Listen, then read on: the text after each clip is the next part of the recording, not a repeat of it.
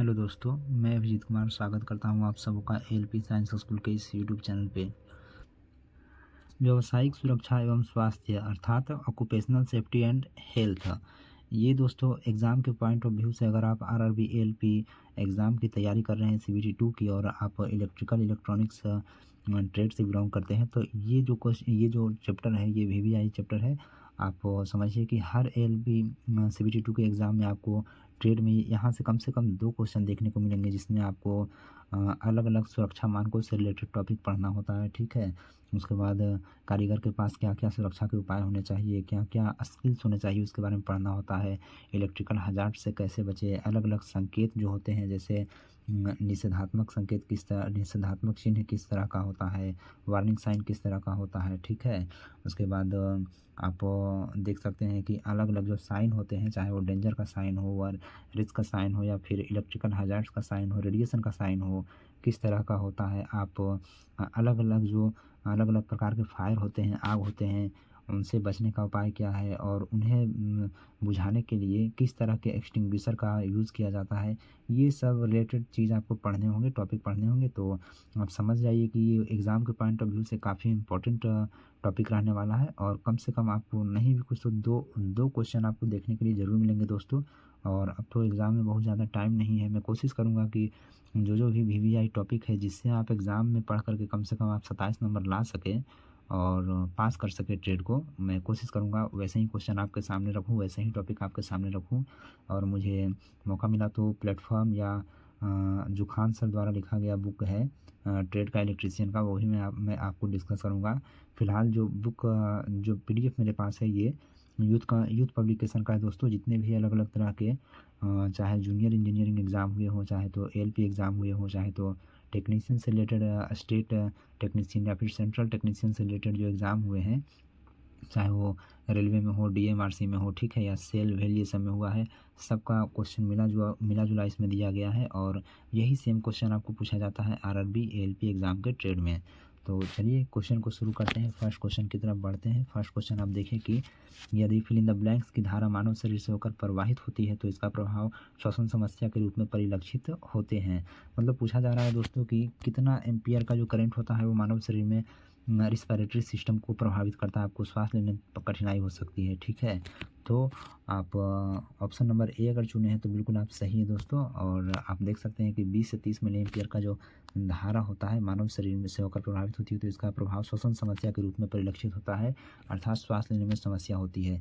मैं बता दूं दोस्तों आपको कि ये जो है चैप्टर पूरी तरह से रटने वाला है, इसमें कोई भी कॉन्सेप्ट याद नहीं करना है। जहाँ जहाँ कॉन्सेप्ट की बात आएगी मैं आपको वहाँ पे थोड़ा सा हिंट करते जाऊँगा और बाकी इसमें कुछ भी करना नहीं है दोस्तों। अगर आप कभी भी नहीं पढ़े हैं तो आप मेरे वीडियो को देख करके चले जाएं।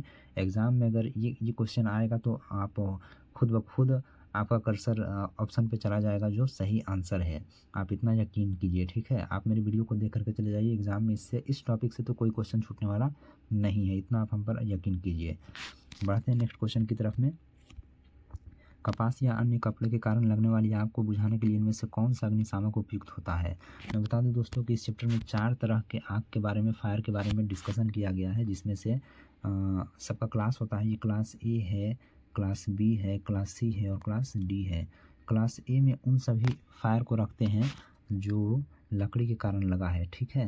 लकड़ी के कारण, चाहे वो कास्ट के कारण लगा हो, ठीक है दोस्तों, सॉरी, चाहे वो कास्ट के कारण लगा हो, ठीक है। मतलब जो भी सॉलिड मटेरियल है उनके कारण जो भी आग लगता है उनको क्लास ए श्रेणी में रखा गया है और उनको जनरली बुझाने के लिए हम पानी का यूज़ करते हैं, धूल का भी यूज़ कर सकते हैं, लेकिन सबसे सटीक जो ऑप्शन रहेगा वो पानी रहेगा, ठीक है। क्लास बी में हम वैसे आग को रखते हैं, वैसे फायर को रखते हैं जो पेट्रोलियम प्रोडक्ट में, खास करके जो लिक्विड पेट्रोलियम से लगा है, जैसे डीजल हो गया, केरोसिन हो गया है, ठीक है, और पेट्रोल हो गया। इन सब से जो आग लगता है उनको क्लास बी कैटेगरी में रखा जाता है और इनको बुझाने के लिए फोम का या कार्बन टेट्राक्लोराइड का यूज़ करते हैं।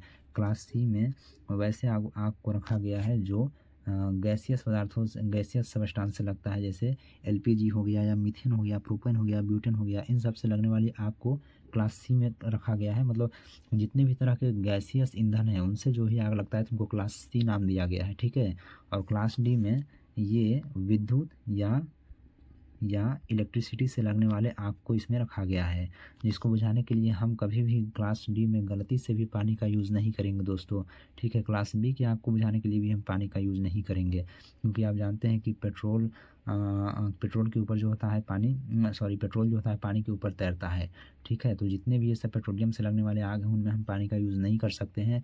वहाँ पे हम फोम का यूज़ कर सकते हैं, झाग का यूज़ कर सकते हैं, कार्बन टेट्राक्लोराइड का यूज़ कर सकते हैं। ठीक है, हैलोन का यूज़ कर सकते हैं।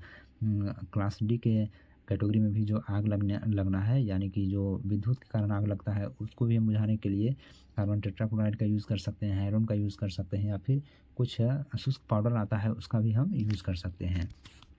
बढ़ते हैं नेक्स्ट क्वेश्चन की तरफ में। क्वेश्चन हाँ, तो कपास के कारण लगने वाली आग को बुझाने के लिए इनमें से कौन सा अग्निशामक उपयुक्त होता है? तो सही आंसर जो हो जाएगा दोस्तों, ये ऑप्शन नंबर सी हो जाएगा। और आंसर में दिया गया है शुष्क रसायन। तो मैं बता दूं कि अगर जल नहीं रहे तो आप शुष्क रसायन को यूज़ करें, लेकिन अगर जल भी ऑप्शन में तो आप जल को टिक करें, ये ज़्यादा सही होगा। बढ़ते हैं नेक्स्ट क्वेश्चन की तरफ में। क्वेश्चन नंबर 3 है कि एबव इमेज इंडिकेट्स, उपर्युक्त जो चित्र है ये क्या दिखाता है? ठीक है, इलेक्ट्रिकल हजार्ड मतलब वैद्युत खतरा, या ताप खतरा है, या विकिरण खतरा है सेम है, या रासायनिक खतरा। तो ये बिल्कुल पूरी तरह से रटने वाला क्वेश्चन है दोस्तों, और इसका जो सही आंसर होगा ये रेडियो एक्टिव हजार्ड हो जाएगा। क्या हो जाएगा? रेडियो एक्टिव हजार्ड, अर्थात विकिरण खतरा को ये चित्र दिखाता है। बढ़ते हैं नेक्स्ट क्वेश्चन की तरफ में। क्वेश्चन नंबर 4 की तरफ में, ऊष्मा संबंधी बीमारी अनुभव करने वाले व्यक्ति के लिए निम्नलिखित में से कौन सा कार्य करना चाहिए? ठीक है, तो ऑप्शन नंबर ए, पीड़ित को तरल पदार्थ पीने के लिए मजबूर करना चाहिए। बी में है पीड़ित को गर्म रखना है। सी में ठंडे गीले कपड़े पहनना, और डी में पीड़ित को गर्म पानी में रखना। ठीक है, तो इसका जो सही आंसर हो जाएगा वो ऑप्शन नंबर सी हो जाएगा दोस्तों, कि ठंडे गीले कपड़े पहनना चाहिए जो ऊष्मा संबंधी बीमारी अनुभव करता है। ये रटने वाला क्वेश्चन है दोस्तों, इसमें किसी भी प्रकार का कोई कॉन्सेप्ट काम नहीं आता है। और बढ़ते हैं नेक्स्ट क्वेश्चन की तरफ में। क्वेश्चन नंबर 5 है, निम्नलिखित में कौन सी विद्युतीय दुर्घटना को रोक सकने वाली एक सुरक्षित कार्य प्रक्रिया नहीं है? मतलब अगर विद्युत से रिलेटेड दुर्घटना को आपको रोकना है तो कौन सा एक सुरक्षित कार्य प्रक्रिया नहीं हो सकता है? फर्स्ट है ए में, उपयुक्त सुरक्षात्मक उपकरणों के उपयोग की उपेक्षा करना। जैसा कि लग रहा है कि यही ऑप्शन सही होगा दोस्तों, कि आप कभी भी जितना भी सुरक्षात्मक उपकरण है उसकी आप उपेक्षा नहीं कर सकते हैं। कभी भी आप इलेक्ट्रिकल इंडस्ट्री में काम कर रहे हैं तो आपको सुरक्षा के साथ ही उतरना पड़ेगा, सेफ्टी के साथ ही उतरना पड़ेगा। तो सही आंसर तो यहीं पे टिक हो गया, ऑप्शन नंबर ए सही होगा। ठीक है, बाकी सब निरीक्षण या मरम्मत से पहले विद्युत उपकरणों को डी एनर्जाइज करना। इसका अर्थ होता है दोस्तों कि जितने भी, जैसे ये कोई वायर है इसमें करंट जा रहा है, ठीक है, तो कभी भी अगर इसका मरम्मत हमें करना है तो इसको हम क्या कर दें? डी एनर्जाइज कर दें, अर्थात करंट को इसमें हम बंद कर दें। ठीक है, करंट का कनेक्शन हम इसमें काट दें, उसी को बोलते हैं डी एनर्जाइज करना। आगे है बिजली के उपकरणों की उचित देखभाल करना, ये भी ज़रूरी है। और एनर्जाइज लाइनों के पास कार्य करने की समय सावधानी बरतना। जितने भी लाइव वायर हैं, लाइव उपकरण हैं, वहाँ पे कार्य करने से हमें सावधानी बरतना चाहिए। ठीक है, तो ऑप्शन नंबर ए सही होगा। नेक्स्ट क्वेश्चन की तरफ बढ़ते हैं। क्वेश्चन नंबर 6 बोला गया कि फ्रिंजिंग धारा के मान में होने वाली वह वृद्धि है जिसकी वजह से विद्युत झटके के संपर्क में आने वाले किसी व्यक्ति की मांसपेशियों में संकुचन उत्पन्न होता है और उसे धारा स्रोत से अलग होने से रोकता है। इस फ्रिंजिंग धारा की अनुमानित सीमा लगभग कितनी होती है? ये फ्रिंजिंग धारा जब भी बोला जाए दोस्तों तो आप ये समझ जाइएगा कि उस करंट के बारे में बोल रहा है जो मानव शरीर में जैसे ही जाता है तो मानव शरीर के मांसपेशियों को क्षतिग्रस्त तो करता है, मतलब हार्म पहुँचाता है। और साथ में ऐसा अनुभव होता है कि जैसे जो लाइव वायर है वो हमसे अलग नहीं हो रहा है, मेरे शरीर में वो सटा हुआ है, अलग नहीं होने दे रहा है। ठीक है, तो जहाँ से ये करंट स्टार्ट होता है इसी को हम फ्रिंजिंग धारा बोलते हैं। और जहाँ से ये स्टार्ट होता है उसका मान जो होता है वो 10 से 40 मिली एम्पियर के आसपास होता है। कितना होता है? 10 से 40 मिली एम्पियर के आसपास होता है। कोई किताब जो होता है वो 15 से 50 का भी रेंज देता है। ठीक है, तो ये थोड़ा सा आप ये समझ लें कि 10 से 50 के बीच का रेंज रहेगा, तो उसको हम फ्रिंजिंग धारा के रेंज में रखेंगे और वही हम टिक करेंगे। तो आप जो क्वेश्चन जो ऑप्शन होगा वो ऑप्शन नंबर ए हमारा बिल्कुल सही होगा। ठीक है, 10 से 40 मिली एम्पियर। ये भी रटने वाला क्वेश्चन है दोस्तों, इसमें कहीं से कोई भी कॉन्सेप्ट नहीं है कि इसे समझा जा सके, आपको रटना ही पड़ेगा। क्वेश्चन नंबर 7 की तरफ बढ़ते हैं। कह रहा है कि विद्युतीय यंत्रों में यह सुनिश्चित करने के लिए प्रयुक्त आवरण को क्या कहा जाता है कि लोग गलती से इसके विद्युतमय भागों के संपर्क में ना आए। ठीक है, कहा जा रहा है कि जो भी इलेक्ट्रिकल इक्विपमेंट है, ठीक है, उनसे सुरक्षा हेतु उसमें क्या किया जाता है ताकि लोग गलती से उसे पकड़ भी ले तो कोई क्षति नहीं हो, मतलब उस पर ऐसा क्या किया जाता है। तो सीधी सी बात है, वहाँ पे हम जैसे आप देख रहे हैं कि जो वायर होता है, क्या होता है, ये वायर होता है, कॉपर वायर है, घरों में जो हम वायर यूज़ करते हैं तो इस पर कट ये कोटिंग होता है, ठीक है, किसका कोटिंग होता है, पीवीसी, ये सब का कोटिंग होता है, ठीक है, या फिर रबर का कोटिंग किया जाता है। तो इसी कोटिंग को हम क्या बोलते हैं, यहाँ पे गार्डिंग बोलते हैं, क्या बोलते हैं हम, गार्डिंग बोलते हैं। इसी के बारे में बात किया जा रहा है। यहाँ पे कवरिंग नहीं होगा, आंसर में ग्राउंडिंग नहीं होगा, ग्राउंडिंग तो अलग चीज़ हो गया, देख रहे हैं आप, लेवलिंग भी नहीं होगा। यहाँ पे जो सही आंसर हो जाएगा ये गार्डिंग होगा। मतलब जो भी काम हम करते हैं विद्युतीय उपकरणों से बचने के लिए, जो अर्थात लाइव जो वायर है या उपकरण है उनसे बचने के लिए जो हम काम करते हैं, जो उस पर कोटिंग करते हैं, उसको हम गार्डिंग कहते हैं, ठीक है। ये सुरक्षा मानकों के अंतर्गत आता है। नेक्स्ट है क्वेश्चन नंबर 8, त्वचा सहित मनुष्यों का आंतरिक प्रतिरोध लगभग कितना होता है, ठीक है। तो ये दोस्तों रटने वाला क्वेश्चन है जिसका आंसर होता है 500 से 3000 ओम, ठीक है। कहीं कहीं पे बुक जो है वो 1000 ओम से लेकर के 5000 ओम तक भी लिखता है, ठीक है दोस्तों। तो ये कोई दिक्कत वाली बात नहीं है, जहाँ भी आपको इस तरह का रेंज दिखे 500 से 4000, ठीक है, या 500 से 3000, तो आप उसी को टिक करेंगे। इतना जो प्रतिरोध होता है, आंतरिक प्रतिरोध लगभग मानव का त्वचा सहित में। बढ़ते हैं नेक्स्ट क्वेश्चन की तरफ। चित्र में दिखाया गया चेतावनी संकेत क्या इंगित करता है। आप देख पा रहे हैं कि ये हाथ तरह का बना हुआ है, ठीक है, और 3 वायर दिखाया गया है। तो ऑप्शन नंबर ए है बिजली के घेरे का कोई खतरा नहीं, बी है घेरे की ऊष्मा को महसूस करना, बिजली के, सी में है बिजली के घेरे से दूर रहें, और डी में बिजली के घेरे को स्पर्श करें, ठीक है। तो इसका जो बेस्ट ऑप्शन हो जाएगा वो हो जाएगा सी, ठीक है, क्या हो जाएगा, सी, बिजली के फेंस से आप दूर रहें। जो भी बिजली का घेरा है, जो भी उस तरह का वायर है, इक्विपमेंट है, आप उससे प्लीज़ दूर रहें। आप ये इसमें दिखाया गया है चेतावनी संकेत के रूप में, ठीक है दोस्तों। इसमें देखिए लिखा गया है कि चित्र में दर्शाया गया चेतावनी संकेत बिजली के घेरे से दूर रहें इंगित करता है, ठीक है। और मैं आपको बता दूं कि जितना भी चेतावनी संकेत होता है वो खास करके त्रिभुजाकार होता है। कैसा होता है, त्रिभुजाकार होता है। और इसका जो पृष्ठभूमि होता है, अंदर का जो पोर्शन होता है वो कैसा होता है, पीला होता है। कैसा होता है, पीला होता है, ठीक है दोस्तों।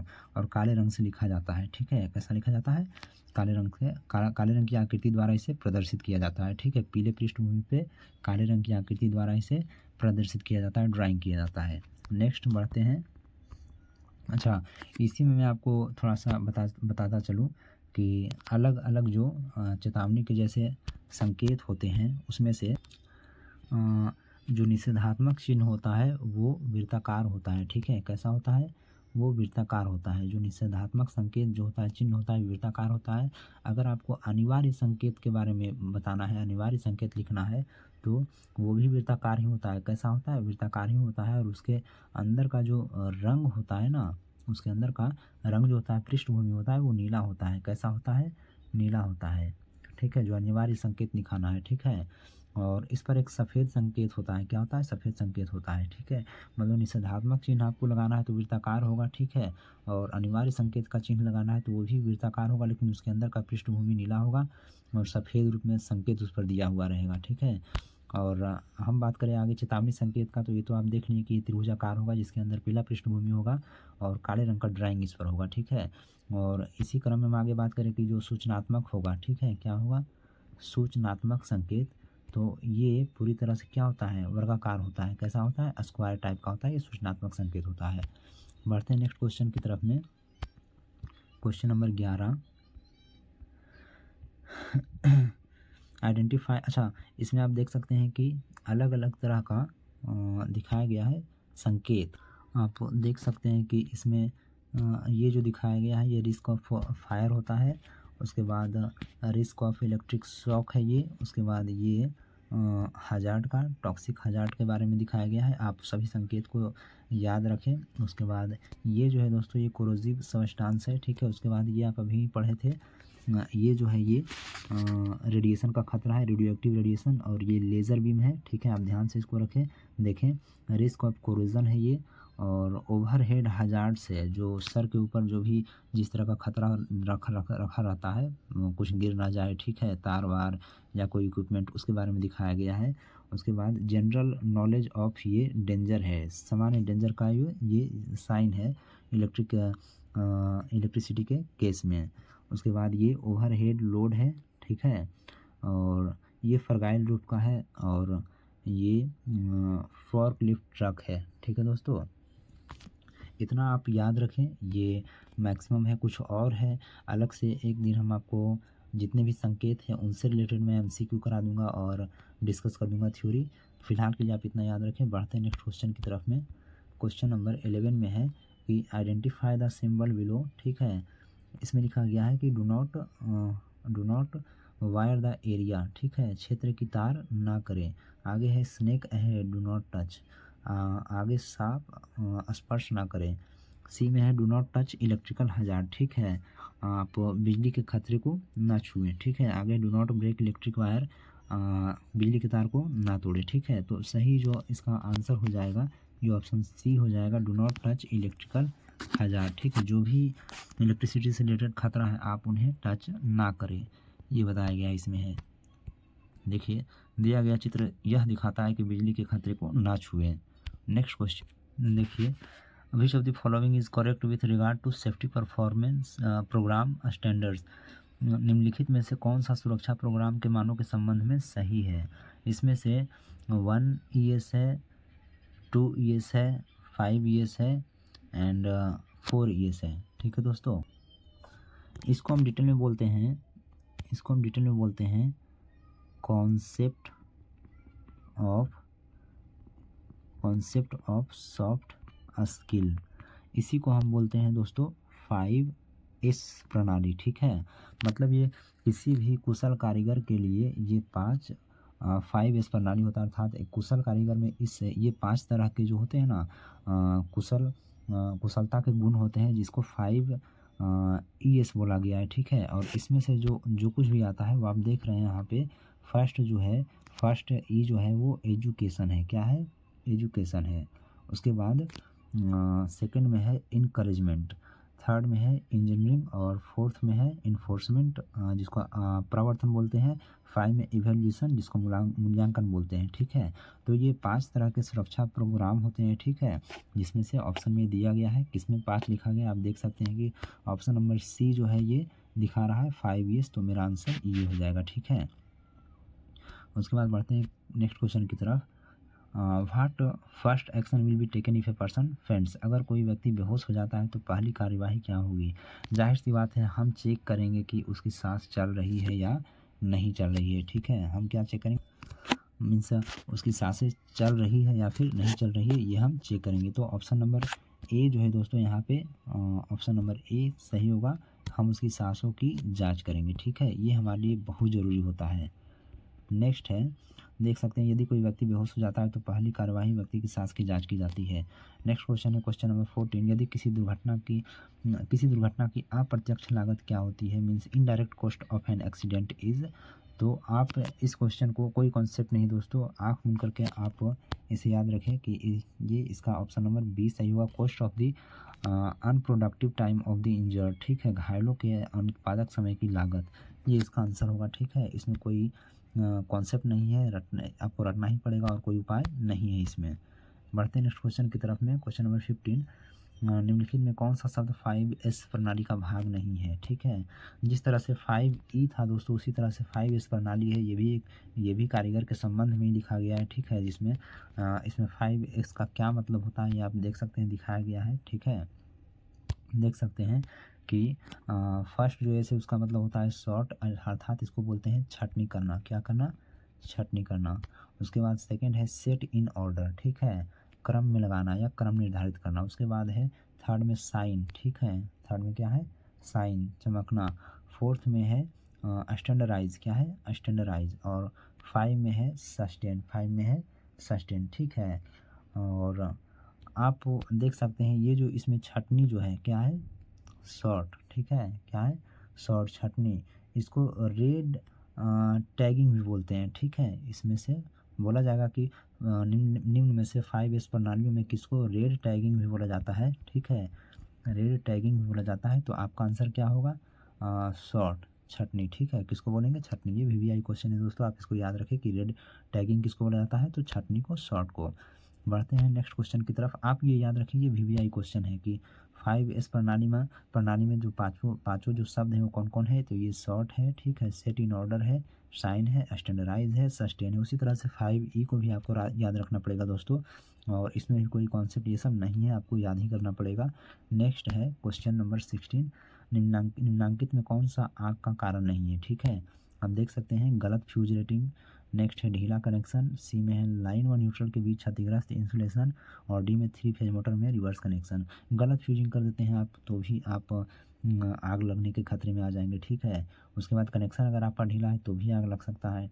लाइन व न्यूट्रल के बीच क्षतिग्रस्त, अगर इंसुलेशन जो है आपका ख़राब है दोस्तों, इंसुलेशन अगर आपका ख़राब है इलेक्ट्रिकल पार्ट्स में तो भी करंट लग सकता है, ठीक है, आग लग सकता है। और ये जो ऑप्शन नंबर डी है, आप देख रहे हैं कि 3 फेज मोटर्स में रिवर्स कनेक्शन, कभी भी 3 फेज मोटर का रिवर्स कनेक्शन कर देने से, चाहे वो 3 फेज इंडक्शन मोटर हो, ठीक है, चाहे वो 3 फेज इंडक्शन मोटर हो या फिर सिंक्रोनस मोटर हो, किसी में भी अगर हम ये आर वाई बी 3 तरह के फेज होते हैं दोस्तों, किसी में भी अगर हम फेज को उल्टा कर दें, क्या कर दें हम, फेज को उल्टा कर दें, तो कभी भी फेज को उल्टा कर देने से आग का कोई खतरा नहीं होता है। बस मोटर का जो मोटर का जो चलने का स्पीड, चलने का डायरेक्शन है, मोटर का रनिंग का जो डायरेक्शन है दोस्तों, बस वो चेंज हो जाता है। अगर क्लॉकवाइज रनिंग हो रहा था तो हम कनेक्शन चेंज कर देते हैं तो वो एंटी क्लॉकवाइज रनिंग करने लग जाता है। बढ़ते हैं नेक्स्ट क्वेश्चन की तरफ। क्वेश्चन नंबर 17, खाली स्थान प्रकार के आग में झाग और सूखा पाउडर वाले अग्निशामक प्रयुक्त होते हैं, ठीक है, झाग और सूखा पाउडर वाले अग्निशामक प्रयुक्त होते हैं। ये देखिए क्लास बी आंसर इसका होगा, ठीक है। जैसा कि मैंने बताया था कि क्लास बी में वैसे आग को रखा जाता है जो पेट्रोलियम प्रोडक्ट के कारण लगते हैं, खास करके लिक्विड पेट्रोलियम जो भी हो गया है, डीजल या केरोसिन हो गया है या फिर पेट्रोल, इन सब के कारण जो भी आग लगता है दोस्तों, उसको बुझाने के लिए हम सूखा पाउडर का यूज़ कर सकते हैं या झाग का यूज़ कर सकते हैं। पानी का तो कभी हम करेंगे ही नहीं, क्योंकि पानी जो है दोस्तों वो पानी से हल्का होता है, पेट्रोल डीजल ये सब, ठीक है, वो पानी की सतह पर आकर के फिर भी वो जलते ही रहेंगे। तो वर्ग बी प्रकार के आग में झाग और सूखा पाउडर वाले अग्निशामक का प्रयोग करते हैं। वर्ग बी के अंतर्गत ज्वलनशील द्रवों एवं ठोसों जैसे मिट्टी का तेल, डीजल, पेट्रोल आदि से लगने वाली अग्नि आती है। इस प्रकार के अग्नि को बुझाने के लिए झाग वाले यंत्र एवं CO2 का भी प्रयोग हम करते हैं। बढ़ते हैं नेक्स्ट क्वेश्चन की तरफ में। क्वेश्चन नंबर 18, आर्क वेल्डिंग के मामले में आंखों की सुरक्षा के लिए खाली स्थान का इस्तेमाल करना चाहिए, ठीक है। अगर हम आर्क वेल्डिंग कर रहे हैं, ठीक है, तो सुरक्षा के लिए हम आँख में किसका इस्तेमाल करें, तो सीधी सी बात है, धूप चश्मा का तो हम करेंगे ही नहीं, आवरक का भी नहीं करेंगे, साफ चश्मा का भी नहीं, ये काला चश्मा भी आइए दोस्तों, हम काले चश्मा का ही क्या करेंगे,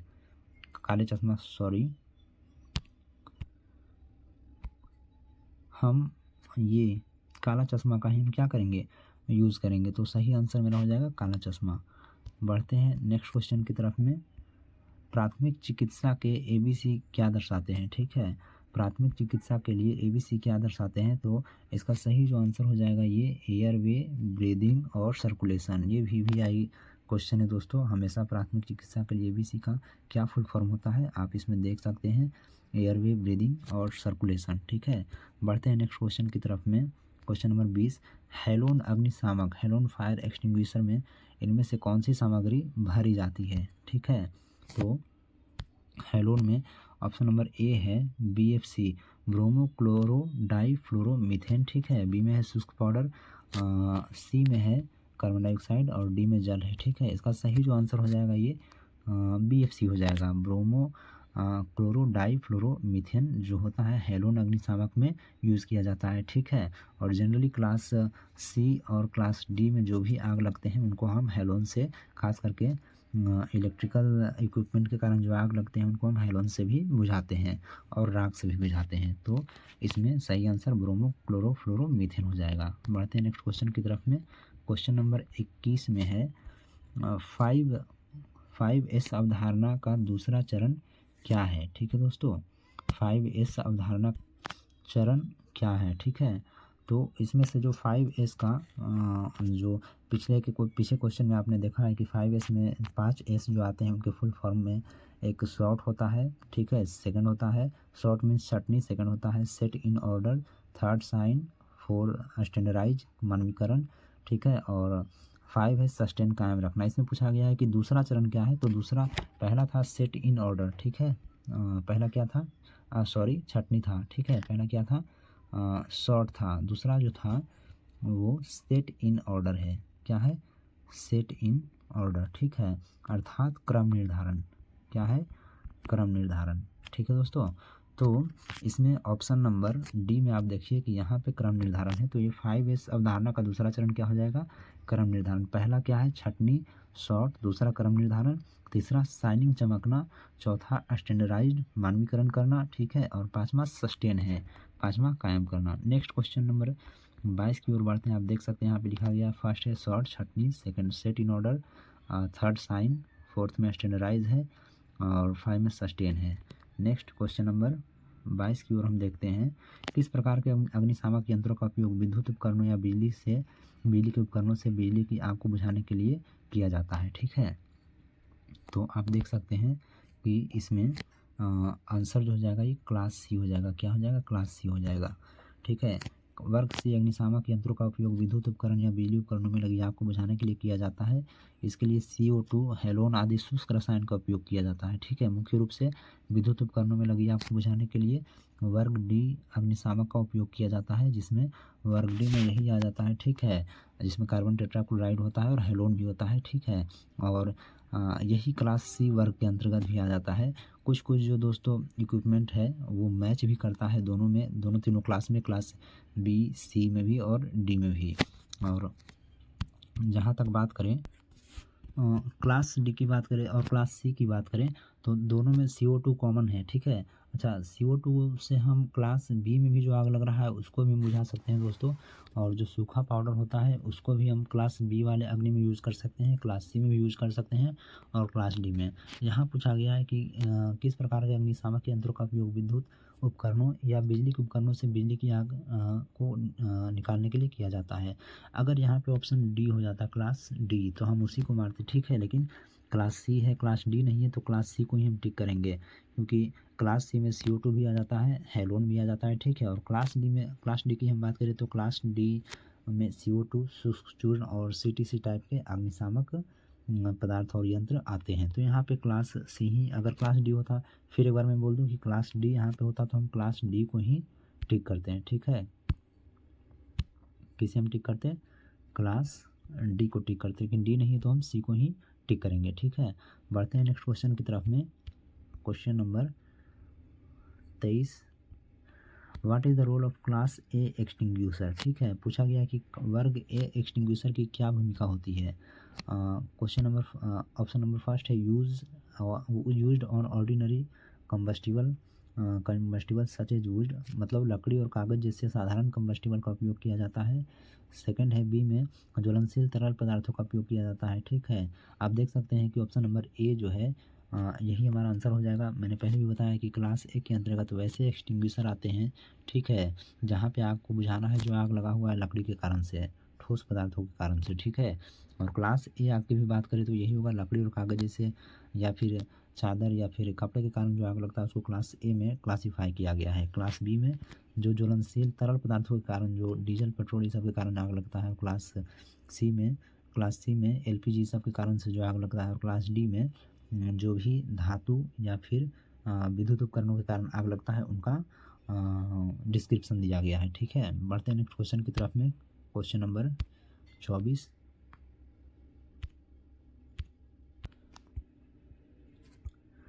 which statement is incorrect about water extinguisher?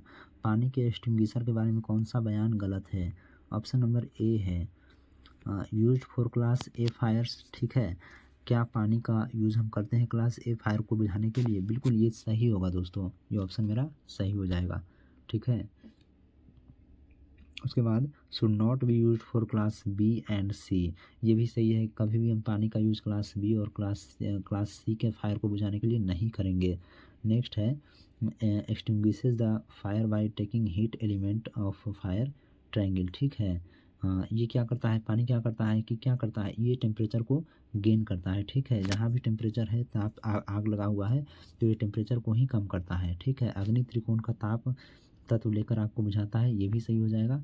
उसके बाद हम बात करें एग्जाम्पल ये ऑप्शन डी की, तो extinguishes the fire by taking oxygen element, अग्नि त्रिकोण का ऑक्सीजन तत्व लेकर आग को बुझाता है, नहीं ऐसा कुछ ये नहीं करता है। ठीक है दोस्तों, ऐसा कुछ ये नहीं करता है। ऊपर का तीनों ऑप्शन सही है, जो गलत है जो पूछा गया था कौन सा गलत है, तो ये ऑप्शन नंबर डी गलत है। बढ़ते हैं नेक्स्ट क्वेश्चन की तरफ में। Question number 25, which coloured band denotes the carbon dioxide content in the fire extinguisher.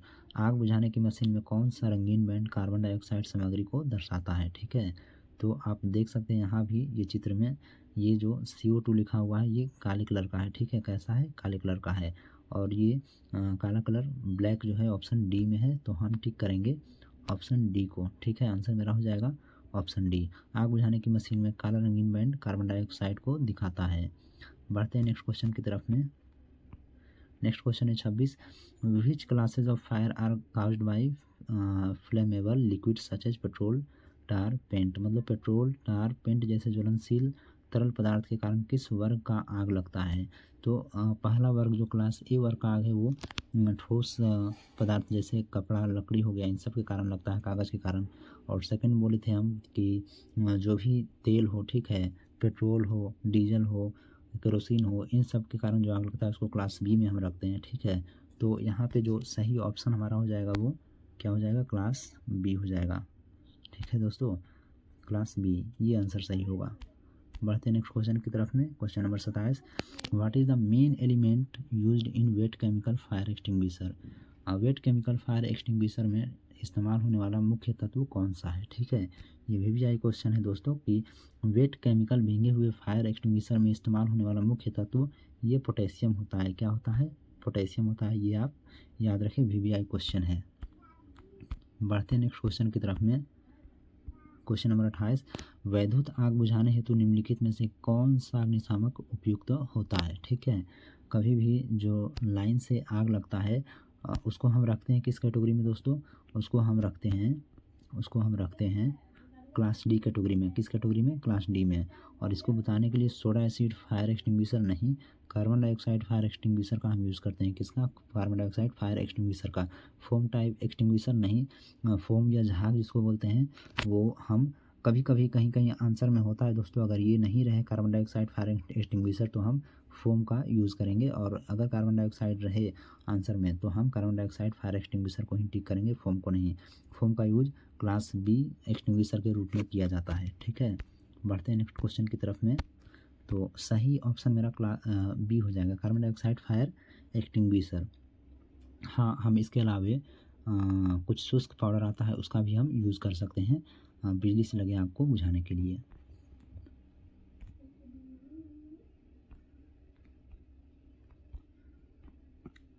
बढ़ते हैं नेक्स्ट क्वेश्चन की तरफ। विद्युत आग में किस प्रकार के अग्निशामक यंत्र का प्रयोग किया जाता है। ठीक है, विद्युत आग में हमेशा हम किस तरह के अग्निशामक यंत्र का प्रयोग करेंगे, सोडा एसिड वाला पानी नहीं, अभी ऊपर वाला ही क्वेश्चन में हम देखे थे, फोम वाला ये भी नहीं होगा। पाउडर हो सकता है दोस्तों, पाउडर हो सकता है, सूखा पाउडर, लेकिन उसके पहले अगर आपको ऑप्शन में ये दिखे हेलोन CTC, ठीक है, तो हम इसी का यूज़ करेंगे। विद्युत आग में हेलोन CTC वाले अग्निशामक यंत्र का उपयोग किया जाता है। इस प्रकार के यंत्र में देखिए कार्बन टेट्राक्लोराइड, ठीक है, अथवा ब्रोमोक्लोरो डाइफ्लोरोमीथेन का यूज़ होता है। ठीक है, और अगर ये सब नहीं हो जाए, नहीं ये सब रहे ऑप्शन में और पाउडर रहे तो हम पाउडर को टिक कर देंगे, लेकिन पाउडर के अलावा अगर हेलोन या CTC वाला ऑप्शन भी रहे तो आपको ये टिक करना होगा, ये सटीक आंसर होगा। बढ़ते हैं क्वेश्चन नंबर 30 की तरफ।